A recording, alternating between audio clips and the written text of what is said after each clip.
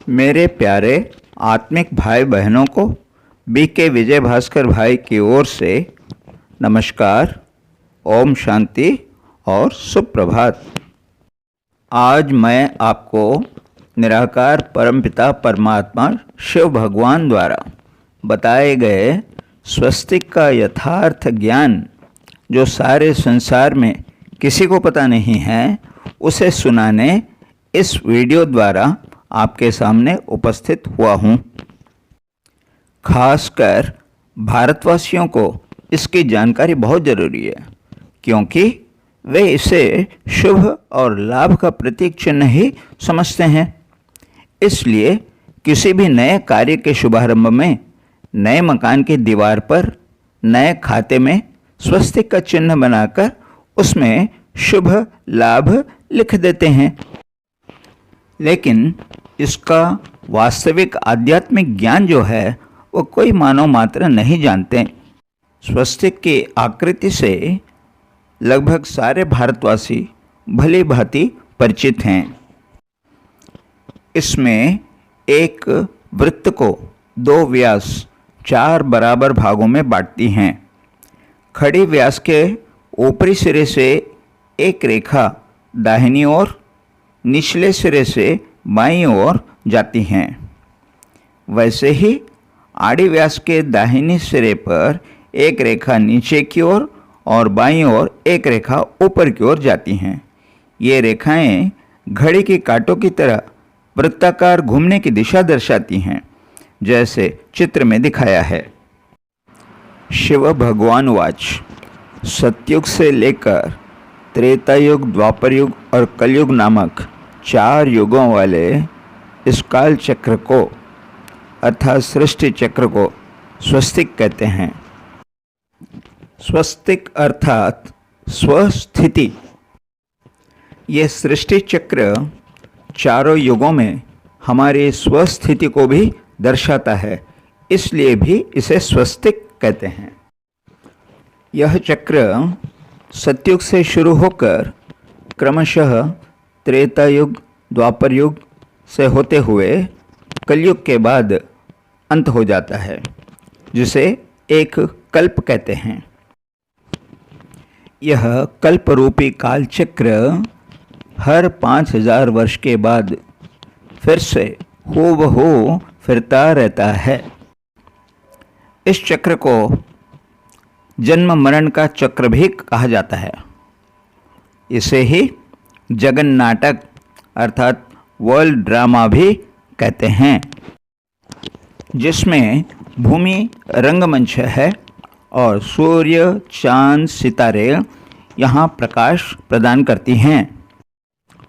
यहाँ हर एक मनुष्य आत्मा पात्रधारी हैं और परमधाम से यहाँ आकर अपना अपना मिला हुआ पात्र अपने अपने समय पर बखूबी निभा रही हैं। यह चक्र अनादि, अनंत और अविनाशी है। इसमें हर एक युग की आयु 1250 वर्ष का होता है।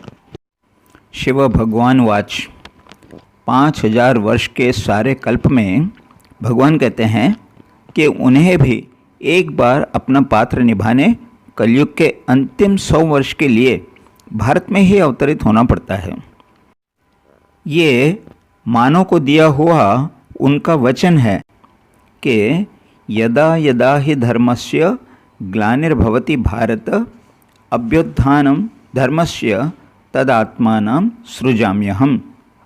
अर्थात जब जब भारत में धर्म का पतन और अधर्म का बोलबाला हो जाता है, तब मैं स्वयं धर्म की रक्षा करने इस धरा पर अवतरित होता हूँ। इसलिए भारतवासी उन्हें स्वयंभू अर्थात शंभु शिवा भी कहते हैं, क्योंकि वे अजन्मा हैं। उनके इस अवतरण दिवस को भारतवासी शिवरात्रि व शिव जयंती कहकर उत्सव मनाते हैं। इस अंतिम 100 वर्षों को संगम युग अर्थात कॉन्फ्लुएंस एज कहा है। शिव भगवान ने इस संगम युग को वज्र समान काल डायमंड एज, सतयुग को स्वर्णिम काल अर्थात गोल्डन एज, त्रेता युग को रजत काल अर्थात सिल्वर एज, द्वापर युग को ताम्रकाल कॉपर एज और कलयुग को लौह काल आयरन एज कहा है। दुनिया वाले केवल 4 युगों के बारे में ही जानते हैं, लेकिन संगम युग को कोई नहीं जानते। जिस प्रकार 4 साल में एक बार लीप ईयर आता है, जिसमें फरवरी मास में एक दिन अधिक होता है, उसी प्रकार संगम युग को लीप युग भी कह सकते हैं, क्योंकि उसी समय 4 युगों के बाद एक बार परमपिता परमात्मा शिव भगवान धरती पर केवल एक बार अवतरित होते हैं। वे अजन्मा हैं, इसलिए वे एक श्रेष्ठ वृद्ध मानव तन में प्रवेश कर उनको प्रजापिता ब्रह्मा कहा और उनके द्वारा ब्रह्मा मुख वंशावली सच्चे ब्राह्मण वर्ण की स्थापना की। इस प्रकार हम 33 करोड़ भारतवासियों को अपनी गोद लेकर ब्रह्मा मुख द्वारा सारे सृष्टि के आदि मध्य अंत का, आत्मा और परमात्मा के बीच सर्व संबंधों का, तीनों लोकों और तीनों कालों का, इस तरह सारे ब्रह्मांड का ज्ञान देकर हम बच्चों को ब्रह्मज्ञानी बना देते हैं।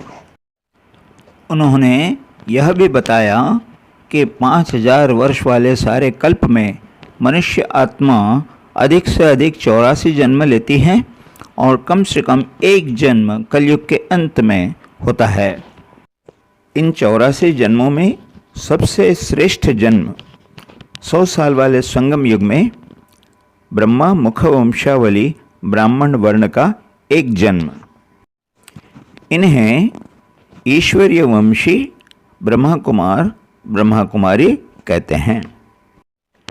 परमपिता परमात्मा इन्हीं ब्राह्मणों को संगम युग में सारे ब्रह्मांड का ज्ञान और राज्यों की शिक्षा प्रदान करके नर से नारायण और ललना से लक्ष्मी समान बनने की विधि सिखाकर स्वर्ग अर्थात सतयुग में आदि सनातन देवी देवता धर्म में दैवी जन्म लेने के लायक बना देते हैं, जहाँ हर कोई 16 कला संपन्न, सर्व दिव्य गुण संपन्न, सर्वशक्ति संपन्न, संपूर्ण निर्विकारी, संपूर्ण पवित्र, सतोगुणी, सतो प्रधान, आत्माभिमानी, सर्वश्रेष्ठ देवी देवता आत्माएं होती हैं।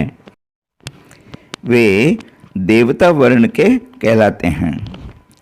वहाँ हर एक की आयु पूरे 150 वर्ष होती है, जब आत्मा एक शरीर छोड़ दूसरे शरीर में जन्म लेती है। सतयुग में सारे विश्व में केवल एकमात्र भारत खंड ही होता है, बाकी अन्य खंड नहीं होते। उस समय सतयुग में सबसे पहले परमधाम से धरती पर 9 लाख आत्माएं जन्म लेती हैं, जिनमें सबसे पहले श्री कृष्ण और श्री राधे अलग अलग राजघरानों में जन्म लेते हैं।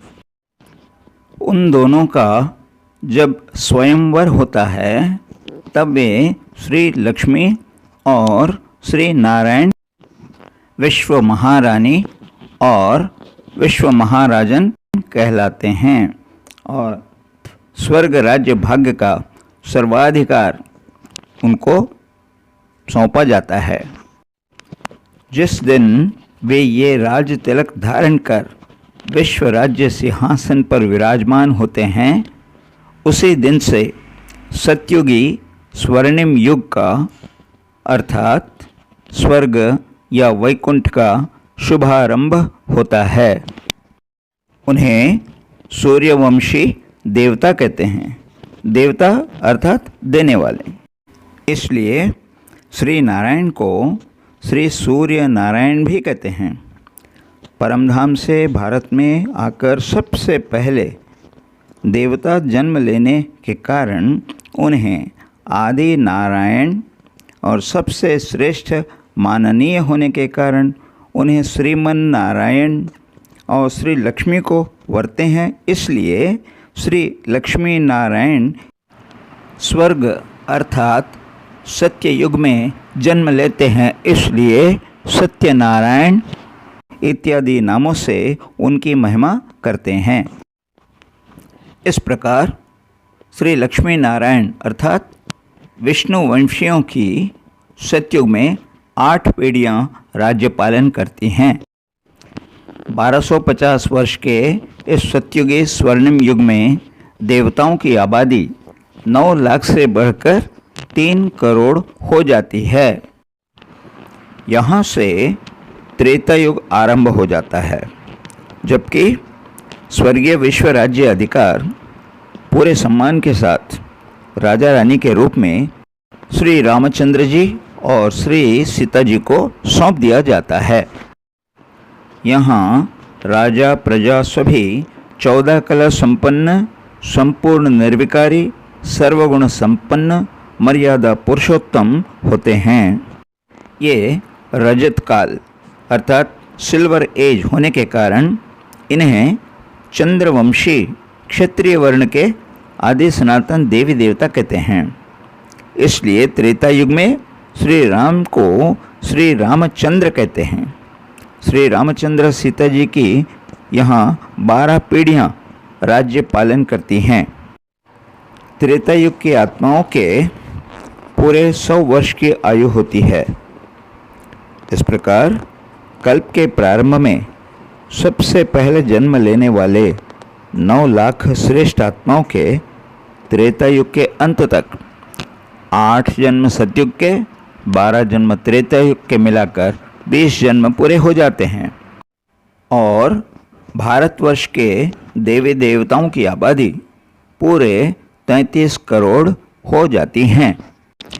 इसीलिए द्वापर युग में जब भक्ति मार्ग शुरू हो जाता है और भारतवासी भक्ति करने लगते हैं, तब वे इन्हें 33 करोड़ आत्माओं को देवी देवता मानकर इन्हीं की आराधना भक्ति करते हैं। सतयुग और त्रेता युग में देवताओं के रत्न जड़ित स्वर्ण महल होते हैं। वे सभी ऐश्वर्यवान, अखुट संपत्तिवान, सर्वसंपन्न होते हैं। वहाँ सोने हीरों की खानियाँ भरपूर होती हैं। वे आत्माभिमानी होते हैं। वे जीवन में सुख, शांति, प्रेम, आनंद आदि दिव्य गुणों से अपार संपन्न होते हैं। उनके पास संकल्प शक्ति से उड़ने वाले पुष्पक विमान होते हैं। यही असली मूल भारतवासी हैं। इनके लिए ही हर बार कलयुग के अंतिम चरण में संगम युग पर निराकार शिव परमात्मा ब्रह्मातन में आकर इन्हें उत्तम ब्राह्मण, ईश्वरीय वंशी बनाकर देवताओं से भी अधिक ज्ञानवान बना देते हैं। इस जन्म में ही सर्व आत्माओं के परमपिता परमात्मा शिव ने हमें स्वस्तिक अर्थात हमारी स्वस्थिति का ज्ञान द्वारा त्रिकालदर्शी बना देते हैं कि भूतकाल में हम कौन थे, वर्तमान में कौन हैं और भविष्य में क्या बनेंगे। ये ज्ञान देवी देवताओं को भी नहीं होता है। उन्हें केवल वर्तमान के सिवा और कुछ ज्ञान नहीं होता। वे परमात्मा को जानते ही नहीं। इसलिए ये एक जन्म ब्राह्मण का देवताओं से भी सर्वश्रेष्ठ है। परमपिता शिव परमात्मा संगम युग में ही ब्राह्मण वर्ण, देवता वर्ण और क्षत्रिय वर्ण की स्थापना करके हम भारतवासियों को 21 जन्म का श्रेष्ठ भाग्य प्रदान कर देते हैं। ऐसे 2500 वर्षों का आधा कल्प गुजर जाता है। इन दोनों युगों में सारे भारत में एक अखंड राज्य, एक राजा रानी, एक भाषा, राजा प्रजा सभी का एक ही रस्म रिवाज, आचार व्यवहार और सबके दिल में एक परिवार की भावना होती है। न कोई किसी की भक्ति करते, न भक्ति मार्ग का कोई कर्मकांड होता है।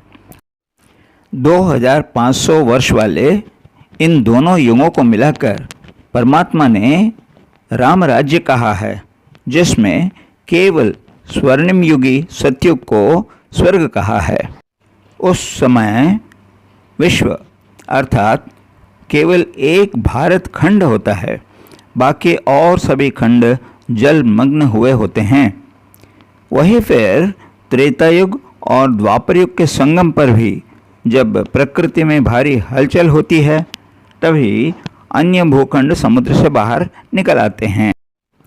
यहीं से द्वापर युग की शुरुआत होती है। उस समय देवताओं के स्वर्ण महल आदि का विनाश हो जाता है। ऐसे वक्त पर अखंड भारत में अलग अलग राज्यों का आविर्भाव हो जाता है। द्वापर युग में दैवी कुल के भारतवासी जब पुनर्जन्म लेते हैं, तब से वे देह अभिमानी बन जाते हैं और अपनी आत्मशक्ति एवं दिव्यता को भूल वाम मार्ग में चले जाते हैं। आपस में एक परिवार की भावना का अंत हो जाता है। मनुष्यों के दृष्टिकोण, स्वभाव, संस्कार बदल जाते हैं। सबके मन में मेरा तेरा, अपना पराया जैसे भेदभाव आ जाते हैं। आत्मबल न होने के कारण मनुष्य अपना जीवन जीने के लिए अपने शारीरिक और मानसिक परिश्रम पर निर्भर हो जाते हैं। इस युग में मनुष्य के कुल 21 जन्म होते हैं। उन्हें वैश्यवंशी कहते हैं। उनमें मात्र 8 कलाएं रह जाती हैं। धर्म पूरी तरह से पतन नहीं होता। विश्व को संचालित करने वाली एक अगोचर परम शक्ति पर विश्वास होने लगा और उसे शिव अर्थात कल्याणकारी भगवान कहने लगे, जिसकी वे मन में भय और भक्ति से आराधना करने लगते हैं। उस निराकार की पूजा अर्चना करने के लिए भारत में उस समय के चक्रवर्ती राजा विक्रमादित्य ने अपने राज्यकाल में सबसे पहला सोमनाथ शिव मंदिर का निर्माण करवाया, जिसमें हीरे से बनी लिंग की स्थापना की और उसे ज्योतिर्लिंग की उपाधि देकर भक्ति विश्वास के साथ पूजा करने लगे। और इस प्रकार द्वापर युग में भक्ति मार्ग की शुरुआत हुई। अनेक निराकार शिव के मंदिर भारत में अन्य राज्यों में भी बनने लगे। ऐसे समय में भारत के बाहर इस्लाम धर्म के स्थापक इब्राहिम की संपूर्ण पवित्र आत्मा धरती पर पहला जन्म लेती है। उनके साथ उस धर्म के आत्माओं की आबादी बढ़ने लगी। उनके 250 वर्ष के बाद गौतम बुद्ध की पवित्र आत्मा परमधाम से आकर भारत में जन्म लेती है और बौद्ध धर्म की स्थापना होती है। फिर और 250 वर्ष बीतने पर क्रिश्चियन धर्म स्थापक जीसस क्राइस्ट की पवित्र आत्मा का जन्म होता है। तब से उस धर्म का विकास होता है। इस प्रकार विश्व में ये 4 धर्म होते हैं मुख्य, जिनमें आदि सनातन देवी देवता धर्म कल्प के आरंभ से ही शुरू होती है और बाकी ये नए 3 धर्म द्वापर युग से शुरू होती हैं। भारतवासी जो सत्ययुग और त्रेता युग में देवी देवता कहलाते थे, वे द्वापर युग में अपनी आत्मिक स्थिति को, अपने दिव्य शक्तियों को, अपने दिव्य गुणों को भूल जाते हैं। अपने निजी आदि सनातन देवी देवता धर्म और दैवी संस्कारों को ही भूल जाते हैं और अपना धर्म हिंदू कहने लगते हैं। द्वापर युग में सबसे पहले हिंदुओं का सर्वश्रेष्ठ धर्म ग्रंथ सर्वशास्त्रमयी शिरोमणि श्रीमद् भगवद गीता की रचना ऋषि श्री वेदव्यास जी द्वारा की गई। बाकी जो अन्य धर्मों के ग्रंथ हैं, जैसे कुरान, धम्मपद, बाइबल आदि, उन धर्म स्थापकों के चले जाने के बाद लिखी गई हैं। इन धर्मों के कुछ समय पश्चात भारत में श्री आदि शंकराचार्य आकर संन्यास धर्म स्थापन करते हैं। वे बाल ब्रह्मचारी थे, इसलिए उन्होंने युवकों को ही संन्यास की दीक्षा दी, न कि गृहस्थियों को। अब द्वापर युग समाप्त होने से 150 वर्ष पूर्व हज़रत मोहम्मद दुनिया में आए और मुस्लिम धर्म प्रारंभ हुआ। इस प्रकार विश्व में अनेक धर्मों के आगमन से आपस में मेरा तेरा, हमारा तुम्हारे की भावना, आपसी मतभेद, जाति, धर्म, रस्म रिवाज में भिन्नता आ गई, जिसके कारण आपसी भाईचारा, स्नेह, प्रेम, सम्मान और सहयोग की भावनाओं का समाज में अंत हो गया। उसकी जगह मनुष्यों में ईर्ष्या, द्वेष, काम, क्रोध, लोभ, मोह, अहंकार, बदले की भावना इत्यादि पनपने लगी। दुनिया में दुख, दर्द, भय, अशांति और आतंक का वातावरण छा गया। दूसरी तरफ भारतवासियों में निराकार शिव परमात्मा के प्रति आस्था और भक्ति भाव बढ़ता चला गया। लेकिन जैसे जैसे द्वापर युग बीतता गया, उनकी भक्ति मार्ग में भी बदलाव आता गया, क्योंकि उस समय के ऋषिमुनियों ने निराकार भगवान के अतिरिक्त सतयुग और त्रेता युगी देवताओं को भी उनकी पवित्रता और दैवी गुणों के कारण उन्हें ईश्वर के ही भिन्न भिन्न स्वरूप मानकर उनकी जड़ मूर्तियों को मंदिरों में स्थापित कर उनकी पूजा करने और करवाने लगे। इस प्रकार निराकार को साकार रूप दे दिया। अब जब कलयुग समीप आने लगा तो उस समय के महात्माओं ने भगवान को आधा नर और आधा पशु के रूप में दिखा दिया, जैसे श्री गणेश, श्री नरसिंह और श्री हनुमान आदि। अपनी बात को सत्य सिद्ध करने के लिए और भक्तों को विश्वास दिलाने के लिए वे भगवान के बारे में अनेक मनगढ़ंत कहानियाँ लिखकर उनको शास्त्र पुराण बना दिया। जैसे अपने अनन्य भक्त प्रहलाद की रक्षा करने हेतु उसके ही पिता दैत्यराज हिरण्यकशिपु का वध करने श्री नरसिंह का अवतार, लंकाधिपति रावण की कैद से श्री सीता माता को छुड़ाने, राम रावण युद्ध में पवन सुत हनुमान को रावण का वध करने, उसी दौरान लंका दहन करने और सारे आसुरी कुल का संहार करने में अयोध्यापति राजा श्री रामचंद्र का मददगार के रूप में, उसी तरह पार्वती पुत्र श्री गणेश का उसी के पिता शंकर द्वारा आक्रोश में आकर सामान्य अज्ञानी मानव के समान अपने त्रिशूल द्वारा शिरच्छेदन कर देना, फिर पत्नी पार्वती की मनोवेदना को शांत करने के लिए सोते हुए एक मासूम हाथी के बच्चे का सिर काटकर बालक के देह से जोड़कर उसे पुनः जीवित कर गजानन के रूप में अग्र पूजन प्राप्त करने का वरदान दे भक्तों के आगे प्रस्तुत कर दिया। इस प्रकार कलयुग अर्थात लौह युग की शुरुआत हुई। इस युग के लोग शूद्रवंशी कहलाते हैं। इनमें कोई दैवी कलाएं बाकी नहीं रह जाती, सब आसुरी स्वभाव वाले बन जाते हैं।